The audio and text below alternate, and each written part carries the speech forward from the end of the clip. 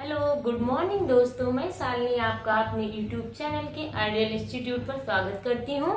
आज हम हिंदी में अलंकार पे बात करेंगे। पिछले वीडियो में हम शब्द और अर्थालंकार पे बात किए थे। आज उसी सीरीज को आगे बढ़ाते हुए आगे कंटिन्यू करते हैं। हम शब्दालंकार की डिफिनेशन बता चुके हैं।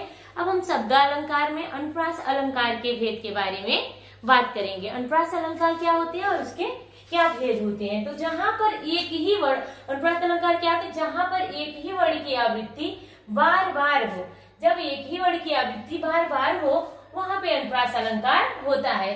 उदाहरण के तौर पर हम समझेंगे, मधुर मधुर मुस्कान मनोहर मनुज वंशिका अज उजियाला। मधुर मधुर मुस्कान मनोहर मनुज वंशिका उजियाला। इस उदाहरण में माँ माँ शब्द की आवृत्ति बार बार हुई है, इसलिए यहाँ पे अनुप्रास अलंकार होगा। एक और उदाहरण लेते हैं, चारु चंद्र की चंचल किरणें खेल रही हैं जल थल में।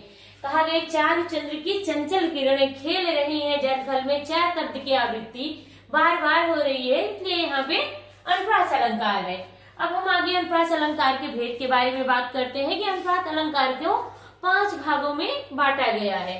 तो सबसे पहले हम बात करते हैं अनुप्रास अलंकारों को डिवाइडेशन जो किए गए 5 भागों में, उस पे हम देखते हैं कि सबसे पहले उसमें क्या है।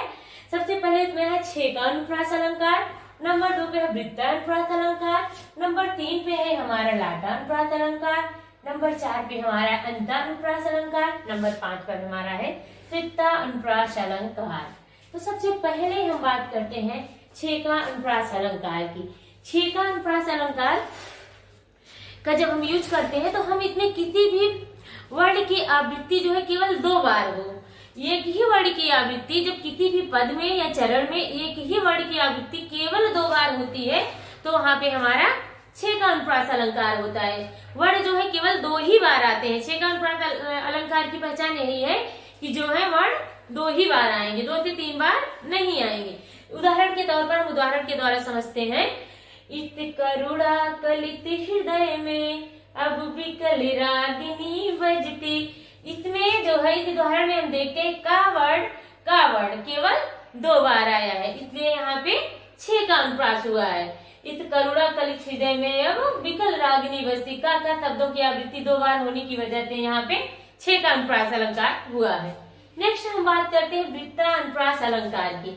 वृत्ता अनुप्रास अलंकार जैसे वृत्तियों में, इसके नाम से ही परिचित होता है, वृत्तियों में आवृत्तियां होती हैं वर्णों की।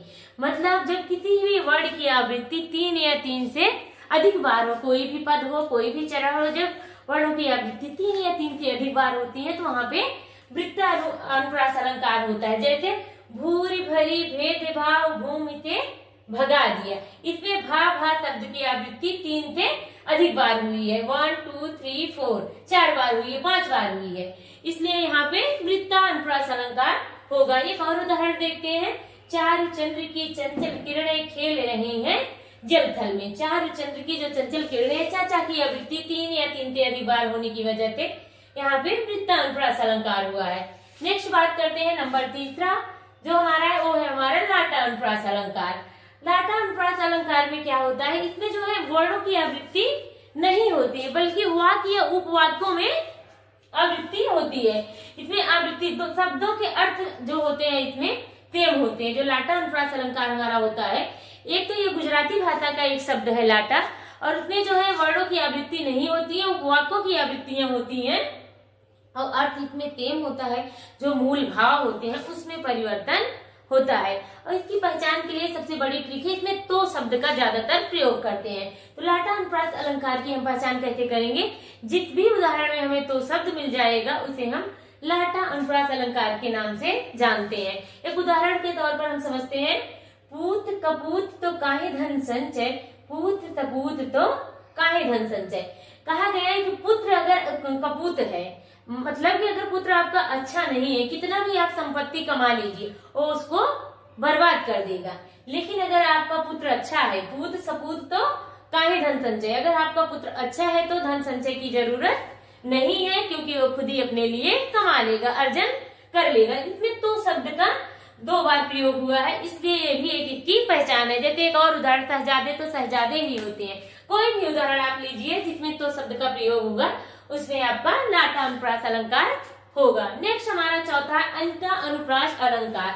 जैसे इसके नाम से ही प्रतीत हो रहा अंत अनुप्रास अलंकार, तो सब अंत और प्रास मतलब जो अंत में हो, पद के अंत में जिस अनुप्रास की बात कही गई हो, जिस वर्णों की बात कही गई हो, उसमें अंत अनुप्रास अलंकार होती है। इसमें पद के अंत में व्यंजन या स्वर में समानता होती है। जो भी पद आते हैं उसमें लास्ट में जो व्यंजन होता है वो समान होता है। जैसे प्रभु जी तुम दीपक हम बाती, जाकी ज्योति जले दिन राती। अब इस उदाहरण में हम देखते हैं प्रभु जी तुम दीपक हम बाती, बाती और राती दोनों शब्दों में लास्ट में समानता हो रही है। दोनों के लास्ट में, इसके लास्ट में बाती और इसके लास्ट में राती, तो दोनों शब्दों की समानता होने की वजह से अंत में सबसे लास्ट में इसके और इसके शब्दों की समानता की वजह से यहाँ पे अंत अनुप्रास अलंकार होता है। नंबर 5 आता है आपका श्रुता अनुप्रास अलंकार।